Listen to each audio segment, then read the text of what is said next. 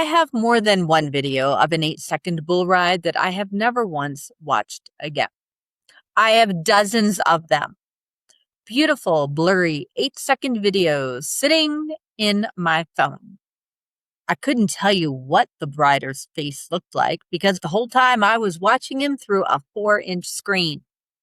There's a name for what the camera does to the memory you were reaching to keep, and a study set inside an art museum that put it to the test. I'm Coach Janet J. And today on Your Next Best Step, we are looking at why the picture can cost you the very thing you raised the phone to keep, and the one small change that hands the moment back to you. Let me say this up front. I love taking pictures and I love taking videos. I'm the woman at the rodeo holding her phone angled just so for the whole 8 seconds. I have filmed parts of the worship set at a concert instead of singing along. I've filmed my dog Santino mid-zoomies instead of laughing right there with him.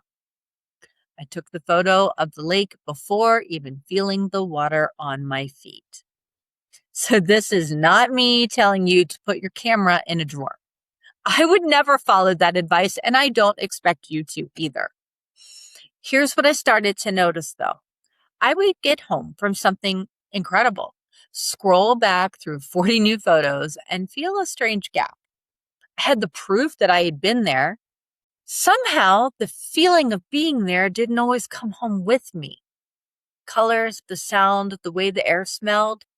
Somehow, the camera had kept the picture and let the moment slip right past me. There's a line in the Psalms that has been sung and stitched onto so many pillows, we almost stop hearing it. Psalm 118:24. In the Christian Standard Bible, "This is the day the Lord has made. Let us rejoice and be glad in it." Listen to that one phrase in there. Be glad in it.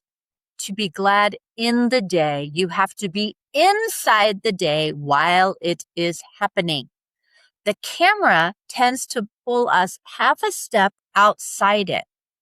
Here is what the research found. In 2014, a psychologist named Linda Henkel at Fairfield University ran a study. She published it in the journal Psychological Science. She took people on a guided tour of an art museum and gave them a simple task. Look at some of the objects and photograph others. The next day, she tested what they remembered.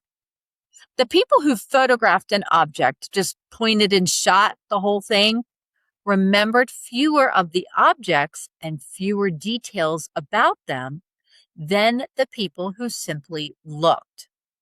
Henkel called it the photo-taking impairment effect. Her explanation: when your brain trusts the camera to keep the memory, it loosens its own grip. It hands the job off. Why hold tightly to something the phone is holding onto for you? The study didn't stop there, though. There was a second group, and these people zoomed in. They framed a specific detail, the curve of a sculpture, the corner of a painting, before they pressed the button. Those people showed no impairment at all. They remembered just as much, including the parts they didn't even zoom in on. What changed the outcome was attention. The same camera helped or cost them, depending on how closely the person behind it was looking. When the photo was an act of looking closer, the memory held. When the photo was a way to skip the looking, the memory slipped. So think about your actual August. It's just getting underway.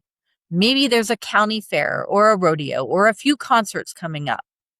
Maybe there are a few lake weekends left before the school routine swallows the calendar. Maybe there's a birthday in there, and you may find yourself reaching to capture it before you have let yourself enjoy it. These are the days you will want back someday, and the research is telling us something freeing. Sometimes a moment stays with you best when you simply receive it. Eyes up, phone down, all the way in. You can keep filming the bull riders. I know I will. The small shift is this. Every now and then, you choose one that you watch with your own two eyes. This touches all four pillars lightly. Mentally, your attention is what actually writes the memory. The phone can't do that part for you. Emotionally, a moment you were fully inside of comes back richer than one you watched through glass. Physically, when you lower the phone, your senses switch back on. You hear it, you smell it, you feel the sun. And spiritually, being present is its own small act of gratitude. It is one way of saying yes to the day the Lord has made instead of rushing to file it away. So here is your next best step.